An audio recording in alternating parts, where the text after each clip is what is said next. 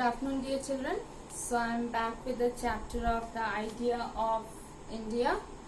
I hope that you all are reading the chapter as well as listening to the videos properly so that you can understand it. Okay. Now here I will be starting. Last time we had read the preamble. So the complete preamble I had explained you all. Now let us start from here. Now you see the last part of page number 54. That is, in our Constituent Assembly, this 26th day of November 1949 do hereby adopt, enact and give to ourselves this Constitution. So that means we are gifting us only, ourselves, the citizens of India itself, the Constitution. Okay. If we express the above in simple words, it would read, we the people of India, this includes all the people in our country. So that means the explanation again is given. So we the people, that means all the citizens of this country, including children, having solemnly resolved to constitute India. So having solemnly resolved means having taken a firm decision to make India into a sovereign. Now sovereign means we the citizens of the country can alone decide what we want to do and no other country can tell us what to do. So we ourselves will be deciding what we have to do for our development. Nobody else is going to come and tell us. Then socialists, the people of the country should produce and share the country's wealth. So whatever is being produced in this country, we will share it. So only you have this roads construction, then you have which is used for all, okay. Then you have the schools development which is meant for all the children. So this way then the libraries are opened up, that is for all. So these government certain institutions are also, the educational institutions are there for all. So these have been set up by the government. From the income what the government is getting within the country, it's spending for its own people only, okay. Then we have the secular. In India we think of secular as meaning that the government should not prefer one religion to another. So that means no preference on the side of the government, that when this particular government comes, that means this particular religion will be uplifted. Nothing like that. All the religion are equal in front of the government and they are not going to promote any particular religion. All religions and beliefs should be respected equally and we should be free to practice the religion or belief of our choice. So whichever religion I want to practice, I am free to practice. Nobody is going to bound me with those particular religion, okay. Democratic republic means a government which is run by people who are elected by the people for the good of the people. So the elections are held and people can give their own choice. So that is, you have the adult franchise, which you know that above the age of 18 only you can cast your vote. So these are the democratic rules of a country. Then, and to secure to all its citizens. So that means, and to make sure that all of its citizens get these facilities, okay. What are those facilities? Justice, that is on social, economic and political. Means that people should be treated fairly and honestly in all matters. This includes whether people around you behave well towards you. Yes, the manners of the people around you should be good. It's not that since I have got the freedom, that doesn't mean that I am going to speak all rubbish to anyone. Okay, that I cannot do. Whether you are given an equal chance to earn your living, okay. So you should also be given equal chance along with your male counterpart or your any family members, whoever is there, to earn your own living. Okay, earn your own living means अपने लिए खुद की कमाई करना. Okay. And whether you can freely vote or be voted for. That means if you are standing in an election, so that means other people will cast their vote for you. Okay. So nobody is going to, any team is not going to, or any group is not going to change their viewpoint that no, don't cast vote against that person is not good. Nothing like that. If anyone does that, then you can report it to law. Okay. You have to take the help of the judicial system. Then liberty of thought, expression, belief, faith and worship means the freedom to do various things, including to speak and write openly about what one thinks. So you must have observed in the newspaper.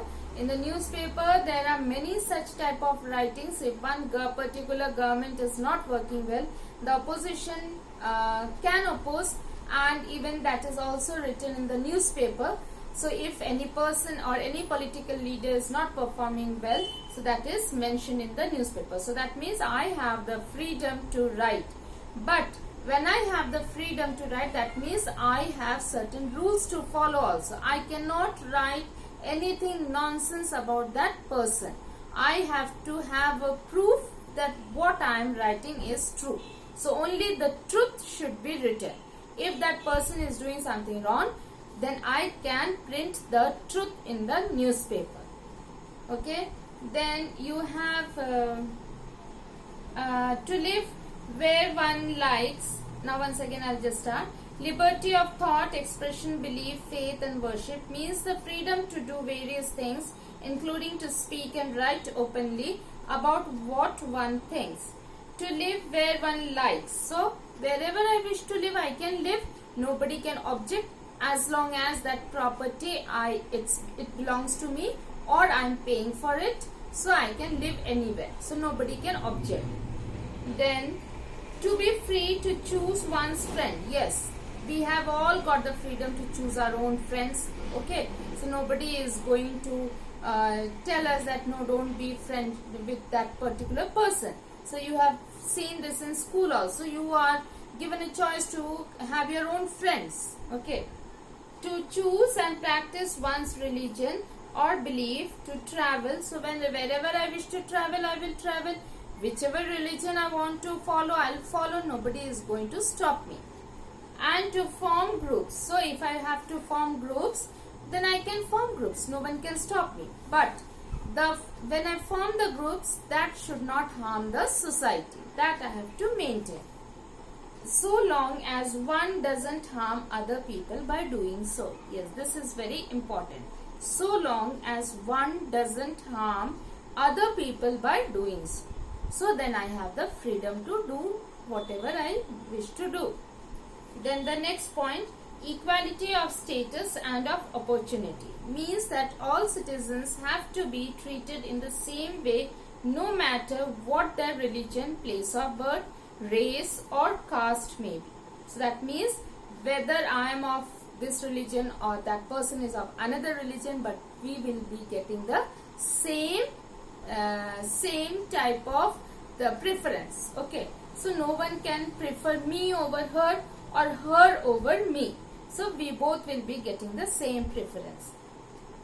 Then place of birth also means if I am from a particular place, I have taken birth, so then that doesn't mean that I should be given preference because I have taken birth in that particular place. So all should be looked after equally. Even race means my caste and all, based on my caste, creed, no one is going to decide that. Okay. Then, or whether they are women or men, poor or rich. Yes, no distinction between male or female, rich or a poor person. Okay. All of them must be given a chance to improve their lives and to promote among them all. So all of us should be given equal chance to promote ourselves, to develop ourselves. Okay, we always want to have an upgradation of our own standard. So everybody has got the freedom to achieve that. No one can stop us. Okay, then let us come to fraternity. Assuring the dignity of the individual and the unity and the integrity of the nation means that all Indians should be encouraged to be like a family. So we are one family and take care of each other like brothers and sisters despite their different languages, religions and cultures. So when we come from different states, we have different languages, but still we are all together, we are considered as brothers and sisters. So you have that, we the brothers and sisters of India. So you have that one saying in your civics book also. So this unity in diversity is needed to make India strong. Now what do you mean by unity in diversity? Now diversity means all are of different states, all are of different, having different languages, we all have different cultures, we have different festivals, but still we are one. Okay, we belong to India, we are Indians. So that means we have to unite. Though we are diverse, though we are having different religion, different caste, different language, but still we all will unite. So that is called unity in diversity. Okay, so that is very important. So when you are given a question, what is unity in diversity? So that means you have to first describe that all the citizens of this country, we are of different states, we are following different languages, we have different cultures, we have different festivals, we are having different costumes, but still we are all united, we are one. So that is unity in diversity. Okay, so when we follow this, when we are united, then nobody can defeat us, no outside invasion can defeat us. So we can easily work together, be together and fight against those enemies. Okay, now here in our Constituent Assembly, this 26th day of November 1949, do hereby adopt, enact and give to ourselves this Constitution. So this day we had adopted this Constitution, which was drafted by the Constituent Assembly, and then we enacted, and then we are giving this liberty to ourselves, this freedom or this special benefit to ourselves, that is the citizen of India. Okay, then the Constitution contains the ideas, rules, promises and duties agreed to by the people of a country. It can be changed from time to time if the citizens feel that it is necessary to do so. So the Constitution, it has all the ideas, rules, promises and duties which is beneficial for the citizens of this country. So if we require, after a few years, we may feel that there should be a change in certain customs, so we can give an amendment bill in the parliament and then change those from the Constitution. So, but it cannot be done too easily because it is the most important law of a country. Yes. So the whatever is written in the Constitution, it has been transformed into a law. Okay. So only it was observed at the law day. Okay. So that means everything has become a law. Now to remove one law, we have to pass an amendment bill, that means a changing bill, and then that should be approved by the members of the parliament. If it is approved, if they see that yes, this is required for the development of our country, then they will pass this bill and then they will make a change. That will be known as the amendment bill. Okay. A right is what you can do. A duty is what you should do. Yes. You have the right to get whatever you want. Okay. But it is your duty to look after your parents. It is your duty to study. That is your obligation. So that you have to follow. Okay. So that is the difference between a right and a duty. The fundamental rights or basic rights. Fundamental means what is basic, what is very important, and it is the most needed one. Okay. Of each citizen have always been a part of our Constitution. But the idea of fundamental duties was added in early 1977. So here the fundamental rights and then the fundamental duties were added. Okay. So what we have duties. What are we supposed to do for the society or for the country? The fundamental right was what are we supposed to get? What are our right? Freedom of speech and all these all were there. But now what is my duty towards the nation? So that was incorporated in 1977. These include defending our country, promoting brotherhood and sisterhood. So that means what are those? Defending our country. So now defending our country means protecting my country. Okay, protecting my country from the foreign invasion. Then promoting brotherhood, that means and brotherhood and sisterhood. In my country I will promote brotherhood, that means I will say that yes, we are brothers and sisters. If my fellow citizen requires some help, I am always there to help my fellow citizen. So that way I will promote my brotherhood and sisterhood. Okay. So here, taking care of forests, lakes, rivers and wildlife. Yes, these are very important natural surroundings which we need to have for our development. Okay. So if we cut off the forest areas, now are we going to get the fresh air? So then there will be a heavy loss for ourselves only. So we need to preserve those. So we need to work for it. Okay, we cannot destroy it. Then and striving towards excellence. Now here, when we preserve, when we take care of these things, the rivers, the lakes, the wildlife, the forest, then only we will have a better future. Striving, living, okay, for excellence. So that means for a better future. It's not only that since I need it, I will use it and after that I'll destroy it. No, nothing like that. We have to also think for our future generation, which is very, very important. We need to preserve things and we need to make it better for our future generations also.